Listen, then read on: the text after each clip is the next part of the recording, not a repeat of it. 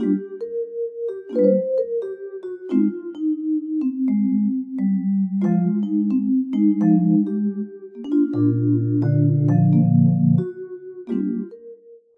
just going to tell you guys first about some things at the airport that you might not know about.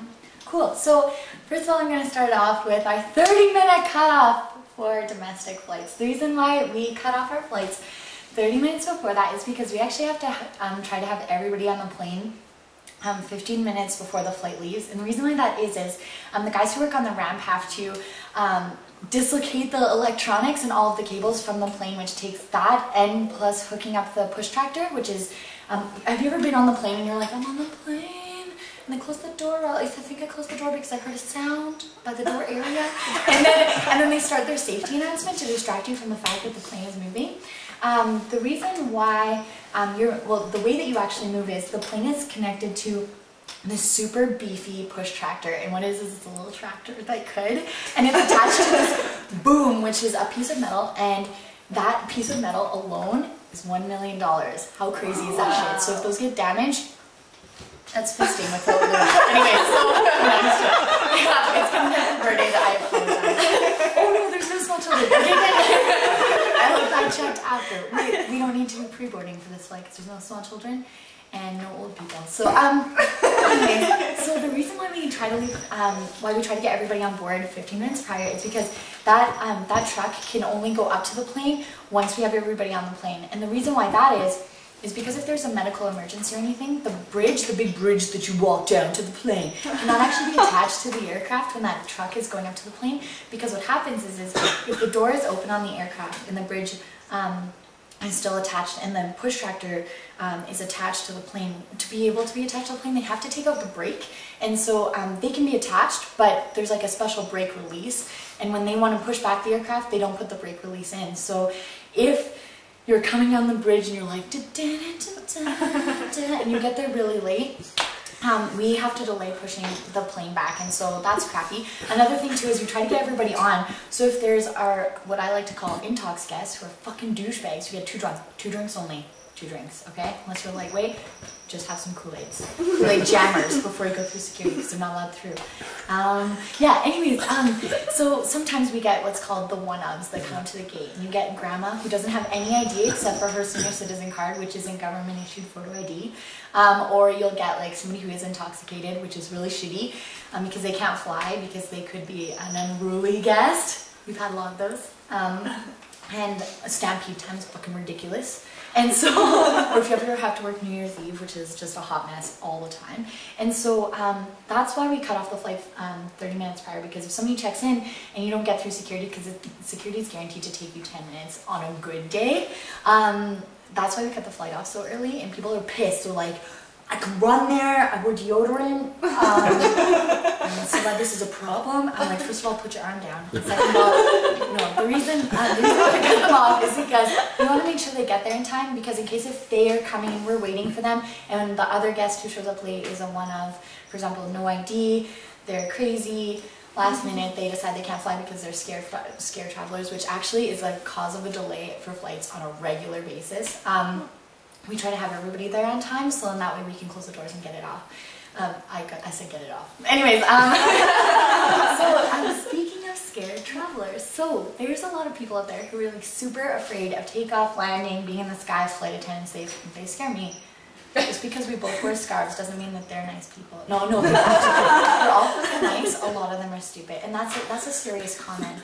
And so the thing is people are really scared to travel. So there's been a lot of flights that get delayed anywhere from like 10 to 35 minutes because of people who are afraid to travel. Because what will happen is they come to the gate, they're either on a lot of medication and will fall asleep at the gate. We can't find them because we're like we'll stumble upon a person who's in a coma and we're like, maybe it's them, and then we're trying to wake them up. They finally wake up.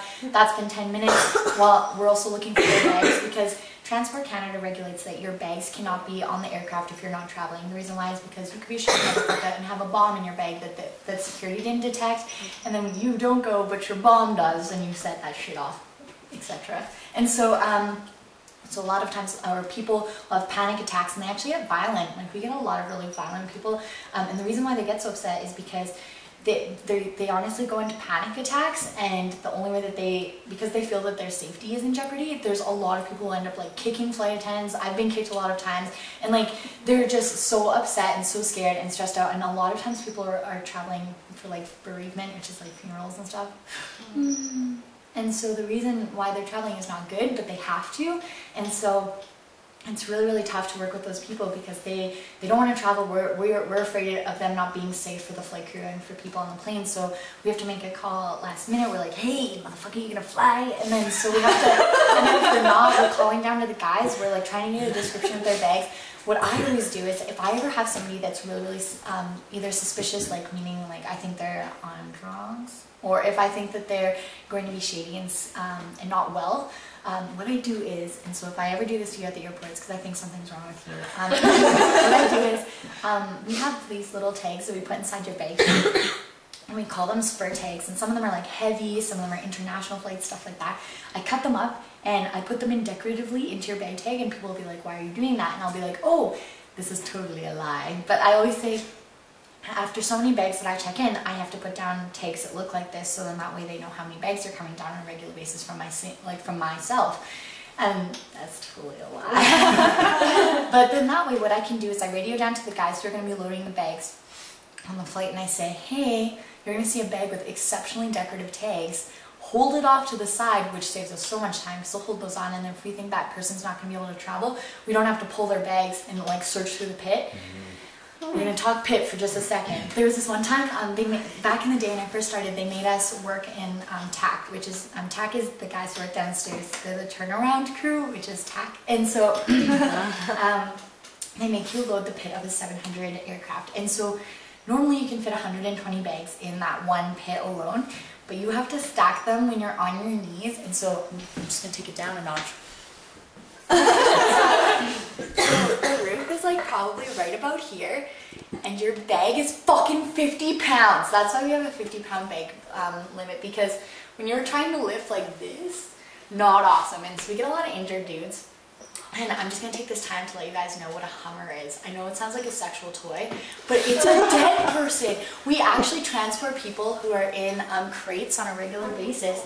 If people are going to funerals and they aren't able to get transportation for the body, we actually transport quite a few, probably about 20 a month, which is, I think, quite a few, right? And so if you don't know that and you're really gullible, and they start moving it from the other side, you can get a really scary time going on. But anyways, yeah, so there's actually coffins that travel with us on a regular basis, and there's things like that where sometimes we have to transport aircraft tires, and those alone are 250 pounds per tire, which is insane, right? So I have a lot of respect for those dudes who are doing that stuff down there. So if you ever go to check in and the agent's giving you a lot of drama about your bag being overweight, it's not because they are filled with hate. There's a lot who are, but it's also because they understand that there's these poor dudes who have to stack those bitches, and it's really hard to do. So back to the story of taking those bags specially, and guests who are afraid to travel. So we actually get a lot of delays from that.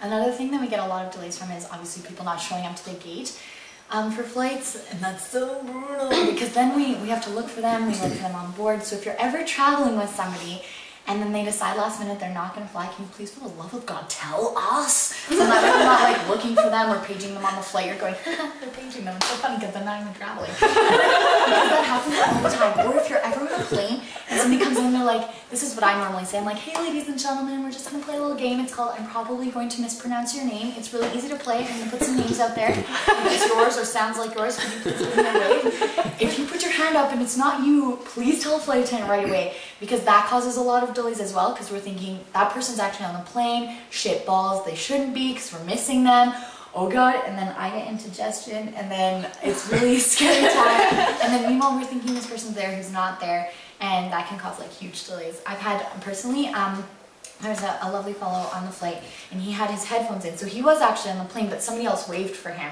So we're thinking, okay, he's on the plane, but there's nobody in his seat because he was sitting in a different seat. He had headphones in, somebody else waved for him, so we're like, oh my god, he's not here, but he is here. But he waved, we go to that guy, he's like, yeah, no, I'm definitely him. It wasn't him at all the whole time. So we were looking for this guy who was on board, but he wasn't in the right seat. This other guy's saying he's him, which means that we're missing somebody else. We have no idea who it is. We had to print off the entire manifest of the flight, and then by going through all of those, then we found who it was.